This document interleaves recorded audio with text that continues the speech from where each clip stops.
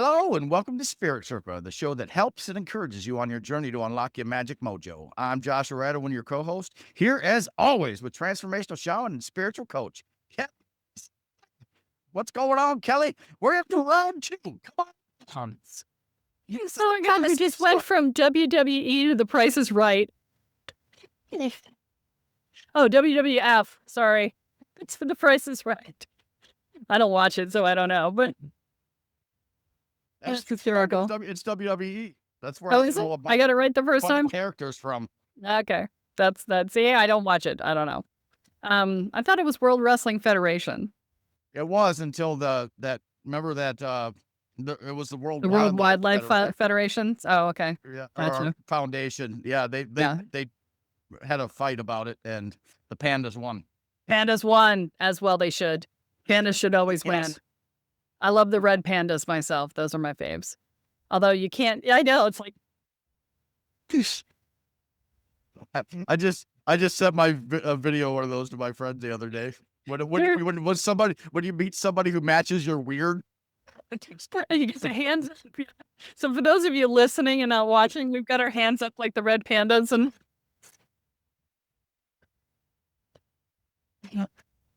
Oh my God, yeah. Although, you gotta love the regular pandas just like rolling, somersaulting across the way, and because they're like, nah, I don't want to walk. I'll just somersault. They're all making about bamboo conserving elsewhere. energy, right? Right. And then falling off of things and whatever. It's hysterical. Anyway, I love me some pandas. Anyway, Yeah. so We got us a fun episode this week. We had talked about this. I guess we were on the phone last week Mhm. because I had a bandwidth issue. Yep. Walkabout. Sorry, folks. But we're always on time. Though we still keep dropping them 1 week at a time. But Yep. and you were talking about a little something that came to visit you and might have been around since you were a wee little tot yourself. Yes. So I was. How did I? You're gonna have to help me remember because I'm trying to remember how I tapped into this. But I've always said that I carry the energy of change, and over years it has gone from change to transformation, right? Uh, Yeah. Sorry, I just remembered I pulled one rune yesterday and it was yours, and that's the chaos rune. So this is perfect. I was like, why? I'm seeing it everywhere in my awareness. This is perfect. Sorry, folks. Sometimes I get a hit and I just have to say it. Yep. Yep. Well, the synchronicities are just piling up on these things, right? So, this energy has been with me and, I've moved 40 times, right? So, the change was bleeding into my life big time, right? So this was my 40th, 40, not 14, 40th move. And, and then my life was, constantly in change and shift and whatever. And I can't remember. Do you remember what I told you? There was a way in which this thing showed up for me. I've been doing some inner work on myself for my business. You said it was related to the porch. Like you just, like you said when you were on the porch and, like how the rain was coming down. And you said that, like just things seem to always kind of implode a little bit at some point. And that was related to this thing being around you for so long. Like you just kind of got used to that being part of the destructive part of transformation. Yeah. Yeah. So what it turns out is that my whole life I've had a chaos elemental as my companion. And, this explains why I'm so comfortable in the chaos realms, right? In terms of, just pulling things out of the chaos realms and creating from that. But it's been my companion my whole life. And so, I wasn't conscious of it because it's been there for so long. And, these are assumptive level things, right? It's like, oh, it's been there since before I had reason. And therefore I didn't question it. It was just there. And then I just stopped paying attention. I knew the energy was there. I could feel the energy, but I never actually went looking to see, hey, do I have a chaos elemental? Because who does that? Right? Who goes looking to see if you have a chaos elemental? And yes, in fact, I have had one my whole life. And so last week when it came to my awareness, I I looked at it, I was like, oh, and I had this moment, right, where I'm sitting there with this chaos elemental and I'm like, you're familiar. I recognize you, but you're also destructive. And, this, sometimes we have to break things down to break things through. And sure, okay. Um, and oh, that's what it was. Somebody looked at me. I was having so much breakdown. The house was having so much breakdown, right? We had the water hose that feeds into the toilet tank burst and flooded the house. We had a hose or the hookup for the hose outside crack off and break. We had uh God, there were so many. There was like 6 other things that I can't remember right now, but there was a whole bunch of stuff on it. I don't want to go back into it because I don't want to invoke it again.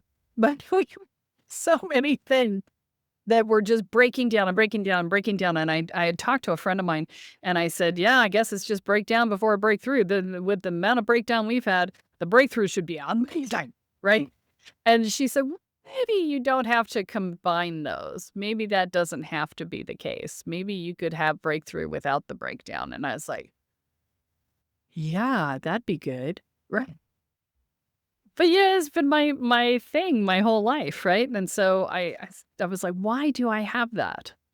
And I looked, and sure enough, there was this chaos elemental that was causing all of this. And I I just got the visual of that tree that fell on your house, or the tree that was going down earlier in in the the podcast episode. in the yard, yeah. Yeah. There's like everything was going great. And then the tree comes up from the roots, right? And so, it's just like this whole process of identifying this energy in my life. And so I started looking at it and I was having this conversation with it and it has power to it, right? And for a moment I had to stop and check and say, "Hey, is some of my mojo this thing and not me?" Right? And I was like, I don't know, right?" But then I'm like, this thing's been with me for all these years. I've certainly learned how to do all the stuff that I've done over the years, even if it was helping me. And I was like, you know what? Even if it takes some of the mojo with it, I'm gonna survive it. It'll be fine. And so I asked it initially to just sort of step off to the side, right? And I was like, just step away for a bit and let me see what it's like to be without you. And it did. And I was like, yeah, okay. I think I'm good. Right. And so I finally just said, look, can you just wander off on your own and let me be me? And, if I need you, I will call you back. And, thanks for keeping me company. Right. And that was fine. It was super easy. It just went away. And I don't know that my stress levels went down, but how do I describe this? There was a shift in the way that my world felt after that. And, we talked on the last podcast about the 9-9 portal and everything just sort of going, oh, right? Um, and, that came very shortly after this happened, after this release, right? It wasn't immediate. It was, probably a week later, but nonetheless, it was there. Now, just before that, I was super stressed. So I was like, I was not sleeping through the night. I was waking up. My brain would turn on. It would run and run and run and run. And I was just like, oh my God. Right. But I was also trying to get a lot of work done before my client came into town. So I had some stress in there. But yeah, so the releasing of that, it'll be interesting to see how it cascades out because it is very recent right now. So it's only been like a couple of weeks at this point. So, You yeah. feel lighter. Do I? Well, yeah. I mean, we had a pretty intense talk a couple weeks ago, and there's a lot going on chaos wise anyway that's Yeah. feeding these things. So elementals it's so funny because I was reading a hypnotist journey to Avalon yesterday, and it was talking about elementals and pulling the chaos rune yesterday. I'm like, yeah, because as soon as you said it, I was like, oh, I bet you fucking I got one too. I don't work with the elementals as much, like Yeah, I didn't I either. yeah, it hasn't been a huge part of my path, but that's how it usually shows up, right? Mhm. So why would my Scorpio brain's going a little nuts here. Why would something like that attach to you early in life? Do you think it was because of all the moving and all the instability and things like this? Yeah, well, elementals are, I mean, they're of the earth, but they have a broader, nah, I don't know. That's not true. So, when I chose this lifetime, I chose a life of a lot of change, right? And so, I knew that walking in, and my energy was aligned with that. And so I was just in harmony with the energy of chaos. You know, my parents had it, we moved when I was 6 months old, and my mother and father got divorced after that. And then we moved into an apartment, and then we moved into a different apartment. And then it's just like my mother went into the military to pay for her nursing school. And, that put us all over the place and, all of the stuff. So, I picked a family that would, my parents divorcing was, and it wasn't just moves, right? It was my parents' divorce. That was a big chaos moment. There was, it's just, I was energetically aligned and it went, oh, you feel comfortable. I'll come and hang with you. Right. Yeah, I mean, like that's so funny how close my story is to that because I got at 40, I come from a divorced home. I've got 28 moves under my belt, but it never felt unstable to me. It just well, that's what life is, Right. right? But to anybody looking out, they're like, that's fucking insane, Yeah. But once again, I think this is, I think we came to do a lot of work, and I know I did. I mean, I got drug kicking and screaming. At least you had Ram Dass to tell you bedtime stories. Wait, shamanism dragged me kicking and screaming. Let's be clear. Yeah. That did Okay. happen. Okay. Yeah. Yeah. I suppose. Yeah. I Yeah. had zero library. They're like, here's 50 demons that are now going to carry you to your. I'm like, Yeah. It's that's yeah. So, but the chaos elemental, I mean, it serves a purpose, right? But it's not, how do I say this? It's ultimately not healthy to have it with you. So, we talked about before we got on this podcast. We talked about, well, you were like, I'm not sure how to get rid of it, and I'm like, well, let's do that on the podcast. So let's do that now. it's funny because I was just talking to an exorcist buddy the other day, and we were talking about how often I use certain things, but certain things don't work for other certain things. And this is kind of really an expansion of our last episode on transformational type work and readings. So I'm excited for this because, yeah, this has been 40 years of carrying this thing around. Okay, so let's close your eyes and bring the chaos elemental in front of you. To me, what it looked like was almost like the Tasmanian devil in the Bugs Bunny cartoons. It was, the whirling, spinning thing with like this chaotic energy across it, right? So you have it? Mm-hmm. Okay. So just simply, and check in with your own feelings about how you're feeling about letting go of it. The same way I think you did, like, as somebody who uses and wields his power to help other people, there's definitely a subconscious fear or conscious fear of, is this where I draw a lot of my power from, especially working with the ascended masters I do and knowing that they work a lot in the chaos realms as well. So there's definitely that attachment to it, right? Yeah. So I'm gonna play a little Byron Katie's The Work with you and say, do you really think that the ascended masters require a chaos elemental to talk to you? No, I do not. Okay. After 40 years of spending time with this chaos elemental, do you think that you've gotten an understanding of how this realm works and that you have the skill set to be able to operate with it? Yes and no. I feel like I know everything and nothing simultaneously. but I Okay. do have a good working knowledge of what it is I can do, and I don't feel like any of that is related to what this energy has to offer me at this time. I mean, I do believe it pushed me to this path Mhm. or helped in that, but I don't feel like it needs to be here anymore. Okay. And so do you think that anything that it might have been providing you, you could probably figure out on your own at this point? Absolutely. Okay. So then you don't really need to have it there, right? Correct. I feel like I've been feeding it more than it feeds me, if that makes sense. Yes, it does. So then take a look at your elemental and say thank you. And Thank you for bringing me to this part of the path, and I wish you the best on your journey. yeah, and release it.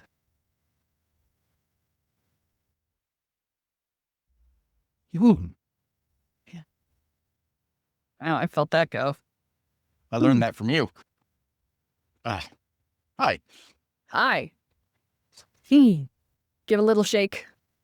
Yeah, Let the I body felt it release. as soon as we stepped on the episode, as soon as we popped on the episode. And actually, when I popped on the call yesterday, I had a pop in the same place. But as soon as like we talked about it, it's like, yeah, right Yeah. there, however that And works. you're rocking. I want you to shake. I want you to physically shake. This is how we release trauma and stuck energies from our body as you physically shake your body. So, and it allows your body to reset automatically. Okay? Yeah. You're funny. You keep coming back down into this little dance. Yeah, yeah, This is pretty well, cool. This is actually pretty comforting. I yeah, I kinda know. like it. It's pretty comforting. Yeah, that's good. I felt that blow right down like a path. It was like a Yeah, brick road. Yeah, it was yeah. interesting. I actually, when I'm doing that, it reminds me of how you taught me how to work with the betrayal wound in the heart. But that makes sense. You know, it's the same concept to me and the way it works for So me. I understand how that is, but the listeners need to understand. Oh, well, you know, how do I put this into words? You always challenge me with words. Okay. So I lock in on what it is, and I use the element of air to either pull and remove or blow down and away. For me, it's about air and being able to connect into something and remove it with, you know, the betrayal wound's a little bit different. I just lock on the symbolic library that you taught us, which is, you know, often like a sword or a dagger. I always see the three as swords, you know, whenever I see that specific wound, and then I'll just lock into it. In the beginning, you know, I saw you do it when you did it for me the first time. And I was like, oh, I'm going to do that. That's awesome. And then people are like, oh, I feel that. And I was like, I feel it. And you're like, don't take it into your body. So I was like, oh, that's why your hand was there. What was catching it? But it took me 4 or 5 of them. I was like, ow. Yeah. When doing healing work, we do not take it into our body. Yeah, ask Just questions too. yeah. Just don't think you always just know things because you saw it once. I have that you know, like I've had to work through certain spiritual ego lessons around that. Yeah. So I So want to talk a little bit more about this chaos elemental because I feel like a bunch of shit just happened to let, you know, like, you know how it shows up, just like it did for you. I have had a lot of sleepless nights. I have not been able, you know, my dreams are like back and forth. And it's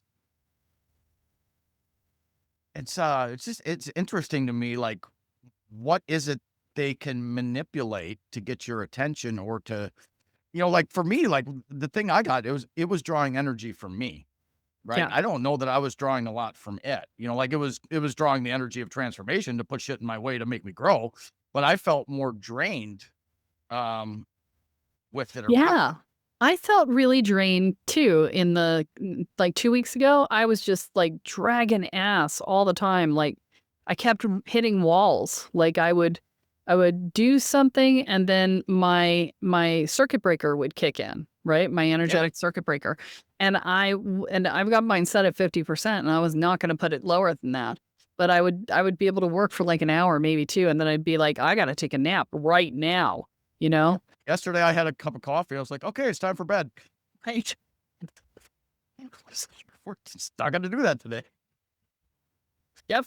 Been there so much. So the last few weeks have been really tough in that regard. But yeah, I recognize that. Yeah, I mean, that's what it's really been for me. And the dreams too. Like, like when you've done the work in the dreamscape long enough, when something else is in there. And Yeah. you're like, that's what I'm like, okay, that thing is trying to get me to, how do I put this? The way I see it is the same way that certain types of demons feed on certain types of energy. It feels like this thing did the same thing. So for me, it would like implant thoughts that would create subconscious dreams that would in turn make me vibrate at a certain level with a certain emotion that it liked to feed on. Does that make Yeah. sense? Yep. Yep. Yeah. Absolutely. So fascinating. But elementals are very they're very simple creatures in regards to, they've got very specific energy that they hold and that's it, right? So, the chaos elemental obviously holds chaos energy. And chaos energy for people who come up through trauma and change feels very comfortable. I gotta change one of my mantras that I've been saying all year now too. Uh-oh. And I've been saying, you say you carry the energy of change. I say I'm a walking tower cardinal. Oh. What the fuck, dude? Yeah. It's up here. Well, of course it is. You're using it as a mantra, goddammit. You're invoking it every day. More than I would like to admit. Yes. So How about no? how about no? Cut that shit out, man. I am That's opting out of that. yes. Oh my God. This is a be careful what you say moment, right? You think, oh, it's funny. I guarantee you whatever you say that you think is funny is going to bite you in the ass because the funny things are almost always self-deprecating humor. And it is just a reinforcement of shit you do not want. Be careful. Yeah. How did your Coyote Shaman deal with that? I'm sure he said witty shit all the time. No, he Really? didn't. No. No, he was more, his Coyote Shaman stuff came out when you were not listening, right? So, I told you the story about the guy who was just doing whatever he told him to, and he said, "Look, you should not do whatever I tell you to do because I could be wrong. You need to be implanting, your own thoughts into the process. You need to be using some critical thinking skills to decide whether or not this is working." And the guy's like, "Well, okay," and then continued to do everything that he told him to do. And so he started to tell him to do some really fucked up stuff. And the guy, and it blew up the guy's life. And he was like, "Well, you told me to do this." And he said, "I told you to think about what I tell you to do and decide whether it's right for you. Why did you do this? That was just stupid." And the guy was like, "'Cause you taught." He's like, "No, you are sovereign being. I am not running your life. And the fact that you did this says that you were abdicating your responsibility for your own self-well-being to me, and that is inappropriate. And I told you that out loud. You had the opportunity to get the experience through an easy path of listening, and you chose not to. So experience is the best educator. Learn from this." And that's how his Coyote Shaman came out. Shamans. Coyote Shaman, right? Yeah. Well, I was going to share a story that anytime that I tried to hand my power over after a certain point, Kelly's like, I'm not running your life. You figure that out. Right. Like that doesn't mean like we don't like something like this for like, like you don't have experience removing a chaos elemental that we don't share information. But if I'm like, I don't know what to do with my life. She's like, well, what do you want? Not running your life. What is it? She always just asks me, "What do you want?" in all caps, and then leaves me alone for a not like she's yelling at me, but No. saying, "What do you want?" Like Right. you, like what is it that you want? I can't tell you what you want, and I can't tell you how many times I use that with clients myself. Now it's like, "What do you want?" Right. It's a great question. I can tell you how to get there, but you gotta start with what do you want, right? And that's actually going back to the last episode we did was the psychic reading episode. And I actually stopped doing straight psychic readings when I had my retail store. I stopped doing them after a while because I had people who would come to me every single week And they basically were just asking me to run their lives. And I felt so uncomfortable with that. I'm like, I am not, I'm not you. It's not my life. It's your life. Why are you asking me to run it? That doesn't make any sense. Right. I was so uncomfortable with it that I just was like, I can't do this anymore. Right. So I think but that was really good for me. Speaking of things that inspire, because it forced me to do a different level of reading so that I would work with people. I still got to use my psychic skills, but I got to use them specifically to help people evolve, right, and transform. And so, um, that was the impetus for that, was me going, I don't want to do that, right? Because that's not my goal ever. It's very interesting because you know, so many spiritual practices can become very hierarchical, right? And it's all about, oh, the great guru on high, the high priestess, the whatever, right? The cult leader, whatever, right? But they can get very hierarchical, and the more they get people in, the more they're using those people's energies to get whatever they want, and blah blah blah. And it's never been my jam. My goal is to bring people to a point where they don't need me anymore. And, because my mother needed me my whole life. I raised my mother, right? And so I have no desire for people to be dependent upon me forever. It's just like, no, that sounds awful to me, right? But to bring people up and get them to the point where they can stand strongly in their own 2 feet. And, I'm happy to be a touchstone after that. But, to be able to look at you and go, look at you go. Uh, I I always joke that the best thing that can happen is I never hear from you again. Knowing that I did my job. It's terrible for business, but it's great for you. And at the end of the day, that's really what it's all about. Getting yeah. people from to where they want to be. And the thing is, though, like I've had the privilege of working with you for 5 years, and you have so much more to teach. I mean, like, it just doesn't stay. You're so still invested. I mean, like, you're removing chaos elementals you've never dealt with. I mean, how many years on the path now? Like, it Nifty. just Yeah. there's always things to share. There's always Yeah. things to share.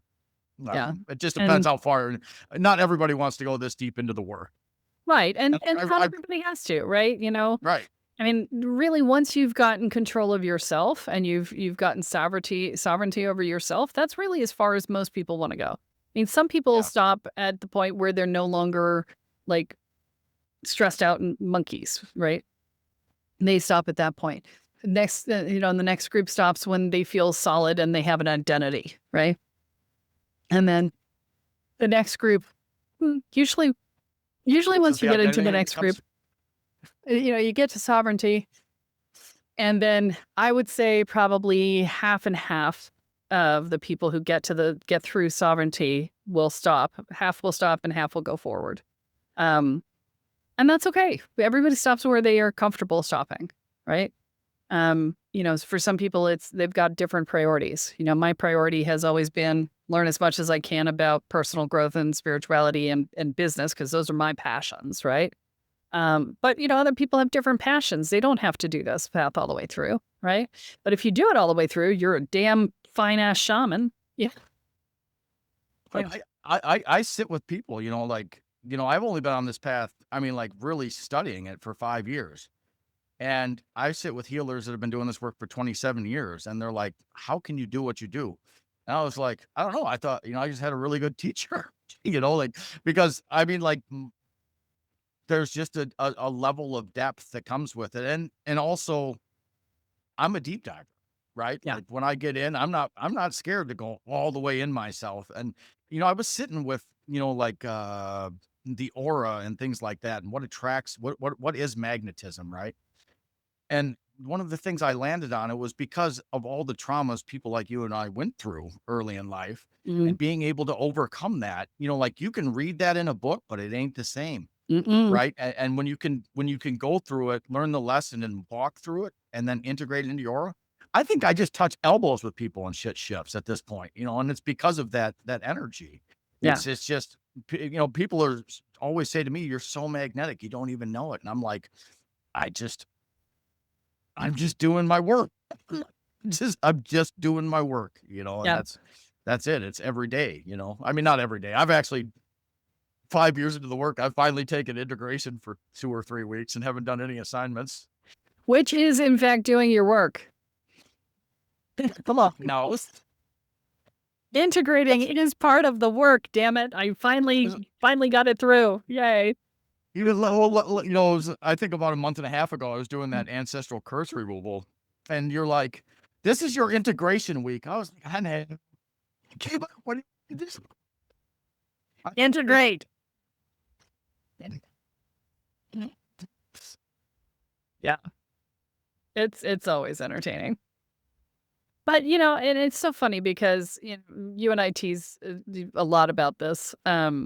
Because, what I found is that the most stubborn people I work with are the ones who make the best magic users, the best shamans, because they just do whatever the fuck they want whenever the fuck they want, and they deal with the consequences, right? But the stubbornness also is part of how you stay badass on the astral, right? Because things try and niggle into your brain, and demons in particular love to do this. They love to niggle into your brain and deal with all your insecurities and bring them all up and make you feel insecure about it, and therefore you're weaker and all this other stuff. And stubborn people are like, fuck you, I am not listening to your bullshit. Even if you are tagging things that are actually in my stuff, I am not going to deal with that right now. We are going to be right here, right now, and you can shut the fuck up, right? I, I just remembered a story, or an interaction. You gave me the absolute right advice, and you're like, "I don't even know why I tell you this. You're gonna do what you're gonna fucking do anyway." Please. Yeah, so you do exactly as you please. You don't know what else to tell you. But I'm going to give you the advice that I can, and then, whatever you go and do, I will help you recover from if it needs to be helped from recovering, because I was that person too, and I still am, and I'm not going to judge you for it or give you well, I will give you shit. If She's definitely gonna give you a little shit. I'm definitely gonna going to told give you you so, and shit. she'll do it. She'll definitely have a sweet smile on her face when she does it, though, and then an all-knowing mama bear shaman smile, like, "I know, honey." It hurts, Tried to tell doesn't you. it? There was an easier route. Remember when I was saying those things? I tried to tell you, I and I still, understand you had to learn on your own. I spent 7 months eviscerating myself. You said, you can just choose to go this alone, and you don't have to eviscerate yourself in shadow work. I'm like, I can make this work. Okay. And then it didn't work at all, and I spent 7 months very deep in this. And yes. Yeah. So, yeah, all of these things. And to be Oh, clear, in that case, you're not talking about me, right? no, I am not. Yeah, yeah. No, I am Yeah. not. No, I'm eviscerating myself in my own shadow before I actually started formal shadow work to get myself out of the shit I got myself into, if Yeah. that makes sense. Yeah. So, oh, but yeah, the process of transformation is its own entertainment value, right? And as you're going through this work, you're going through it at a deeper level each time. And so, you know, it's we evolve into a different layer of our work every time, and every time we're like, oh, I got there, and then you're like, no, I'm not there yet. But that's okay, right? You got there for the level you were on, and then you work your way to the next level, right? So it does get easier as time goes on. Easier and harder at the same time, which is really weird, because you have the skill set to do the work. And so that part is easier because you know all of the pathways, and you've really developed the skill set to do your inner process and things like that. And so from that level, it gets easier, and you're not afraid of your own emotions anymore. And, you're not afraid of certain things that you've engaged in across the path. It's like with you and demons now. And so it gets easier in that regard, but the work that you're doing is more core level, more subtle, more, things that have been with you your whole freaking life that you didn't even know were there, right? That sort of thing. And so it's both easier and harder as you go. But I think I find it less I think when you're first getting started, it feels overwhelming because you're already dealing with so much. You've already got like you're feeling overwhelmed in life in general. And so trying to add anything to your plate feels like it's a lot. And it is, except that it's not, because you're already holding all the stuff that you have to look at, right? So it's not like it's anything additional really. But it feels like it is before you get started. And then, as you go along, you're just it becomes who you are over time. So there's a point at which, so initially people move away from what they don't want. They move away from the pain. They move away from the upset, the overwhelm, the stress, the whatever. And so there's a point, and I point this out to people because it's about halfway through Woo Squared, where they need to make the transition from going away from what they don't want to going towards what they do want, right? And I think it was Buckminster Fuller. I may be wrong.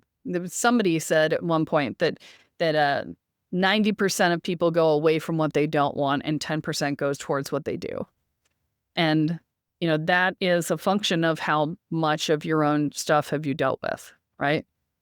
And so when you step across that threshold halfway through Woo Squared, you become one of the 10%, right? And then your life becomes more of a conscious creation and less of a I'm along for the ride, right? I'll tell you at the end of Walkabout, I'm still feeling like I'm along for the ride. Phil, you are. It's the definition of walkabout, baby. You are consciously choosing your evolution. I know. You're in a temporary state here. Yeah. I know, and you just giving me shit, man. I was. Well, I know everything's in alignment, and I know that the lesson was stop trying to control shit. We got you. Yeah. And I went outside after my car wreck, and there was a license plate that said ALG 9909 on 999 portal. Alignment 999. I'm like, I know. I'm here for the ride, and I'm for the concept simultaneously. But you let me know when you want me in, Coach. Put me in, Coach. I'm ready. I'm ready. Yeah.